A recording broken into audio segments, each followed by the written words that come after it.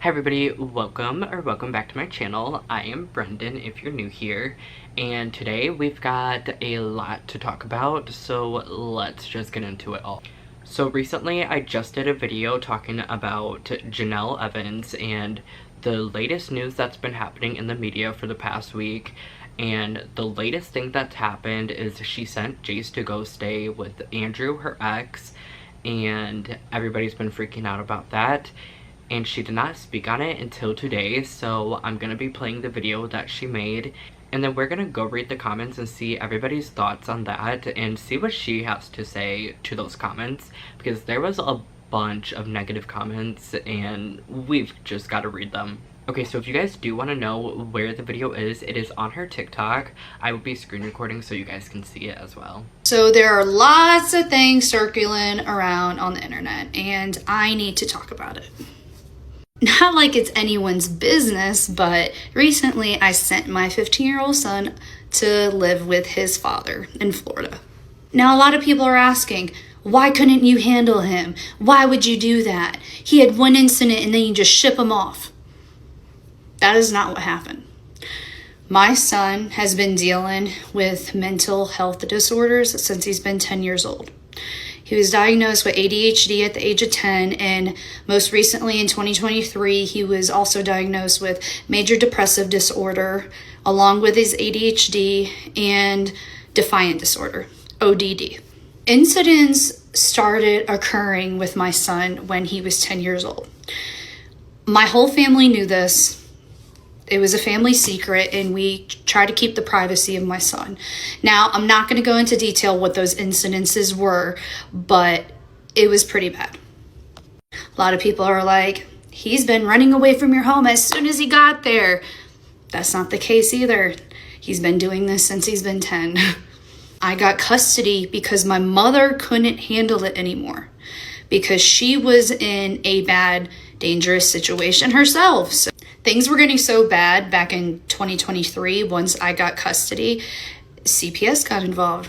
Once CPS got involved, they thought things were crazy in the household, just like everyone else thinks. But really, what came down to it, 3 months later, after my son was with CPS, they sent him to his aunt's house by marriage, which is David's sister. And he acted out there. At this point, he acted out at every single household he went to. So CPS threw their hands up, dropped the case, and said, let's just give him to his mother, let her handle it.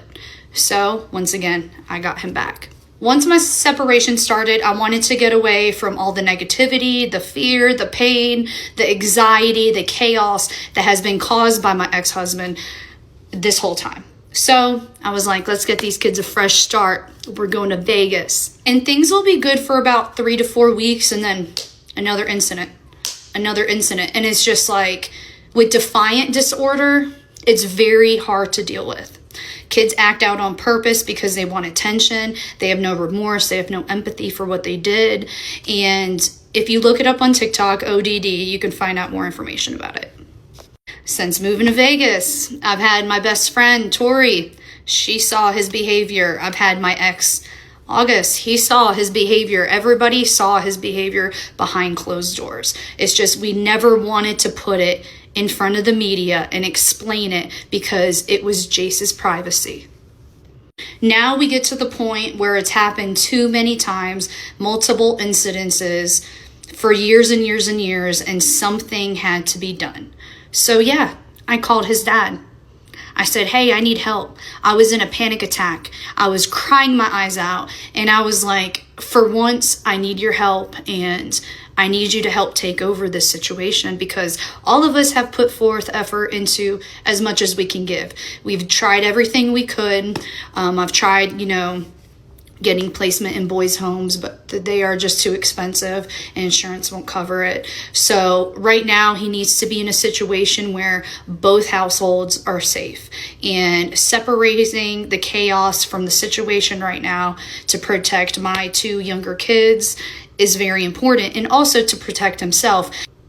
I feel like When you're co-parenting, if both sides of the family can come together to help solve these issues before they turn into adult and like really get themselves in trouble, it's just really important. So I put all the drama aside and said, let's just do this. Jace is now staying with his father, but also his grandmother on his other side, who he has not seen since he's been a baby. So really, you guys are looking at it as a negative situation, but everyone behind closed doors is looking at it as a positive thing for him.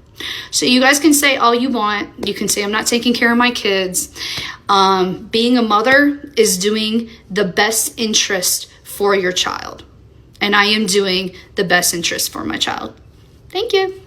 So on this video, she received about 4,000 comments, and she received a lot of negative comments. And she replied to some of them, so I'm just gonna read the ones that she replied to, just for time's sake, because I can't read 4,000 comments. You think I can do that? No. Sending him to live with people he barely knows? Probably not the answer. And then she replies with, that's his family. Someone says, be real, he acts like that because of the family life he had. And she replies saying, and didn't grow up in my house. Did you try creating a life for you and your 3 kids, excluding everyone? That's what I've been doing for the past 6 months, ... Someone said, well, I wonder why. She replied saying, I don't know, he didn't grow up in my house. But Andrew was never involved. How are you trusting this? Because he's at his grandma's, not Andrew's.